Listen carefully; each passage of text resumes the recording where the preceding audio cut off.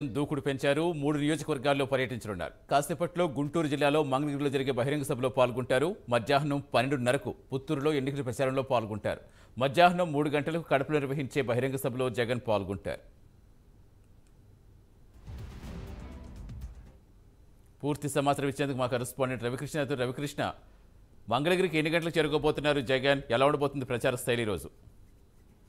సతీష్ మరికొద్దిసేపట్లో అంటే వాళ్ళు ఇచ్చిన షెడ్యూల్ ప్రకారం అయితే 10 కల్లా సీఎం జగన్ అక్కడికి ప్రచార సభలో ఎన్నికల ప్రచార సభలో పాల్గొంటారని అయితే మనకి ఇచ్చినటువంటి షెడ్యూల్ అయితే ఉంది. అయితే మరొక హాఫ్ అన్ అవర్ లో ఆయన ఉండవల్లి నుంచి బయలుదేరి వెంటనే కూడా ఉండవల్లి నుంచి పెద్దగా జస్ట్ ఒక 10 కిలోమీటర్స్ ఉంటుంది. 10 కిలోమీటర్స్ ఆయన రావడం జరుగుతుంది. ఒక హాఫ్ అన్ అవర్ లోనే దీనికి సంబంధించిన కార్యక్రమం ఏదైతే ఎన్నికల ప్రచార సభ ఉందో దాంట్లో పాల్గొంటారు. ప్రధానంగా కూడా లోకేష్ మంగళగిరి నుంచి పోటీ చేస్తున్నటువంటి నేపథ్యంలో మంగళగిరి నుంచి లోకేష్ ని ఓడించడమే ప్రధాన ఎజెండాగా కూడా పావులు కదుపుతున్నారు. గత కొంతకాలం నుంచి కూడా అక్కడ ఉన్నటువంటి ప్రధాన నాయకులందరూ కూడా ఆ దిశగానే ప్రచారం కూడా చేశారు. అదే విధంగా కూడా అట్రాక్ట్ అయ్యే పరిస్థితి కూడా కల్పించారు. అయితే ప్రజెంట్ ఈ రోజు జరుగుతున్న సభ ఏదైతే ఉందో చాలా కీలకంగా ఉండబోతుంది. ప్రధానంగా అక్కడ ఉన్న సమస్యలని తెలియజేస్తూనే అదే విధంగా కూడా తాము అధికారంలోకి వచ్చిన తర్వాత అక్కడ ఉన్నటువంటి ఎవరైతే చేనేత కార్మికులు అక్కడ పూర్తిగా కూడా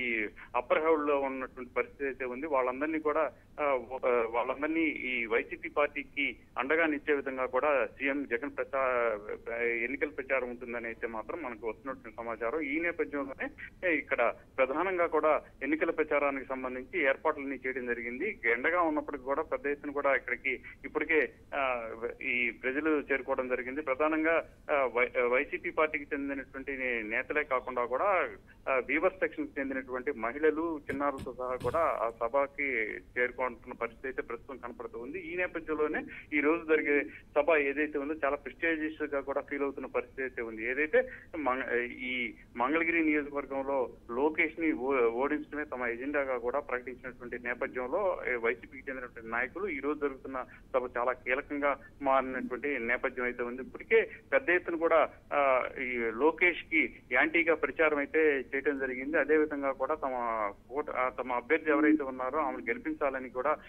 అనేక సార్లు అక్కడ ఉన్నటువంటి ప్రతి ఇంటిని కూడా 4-5 సార్లు కలిసినటువంటి పరిస్థితి అయితే ఉంది నియోజకవర్గానికి సంబంధించి. ఈ నేపథ్యంలోనే వాళ్ళు లాస్ట్ గా కూడా అంటే రేపటితో ఈ ఎన్నికల ప్రచారం ముగుస్తున్నటువంటి వేళ ఈ రోజు జగన్ చేసేటువంటి ప్రసంగం ఏదైతే ఉంటుందో ఆ సభకు సంబంధించి ఆయన చేసేటువంటి కీలకమైనటువంటి అంశాలు ఏవైతే ఉంటాయో అవి అక్కడ ప్రధానంగా కూడా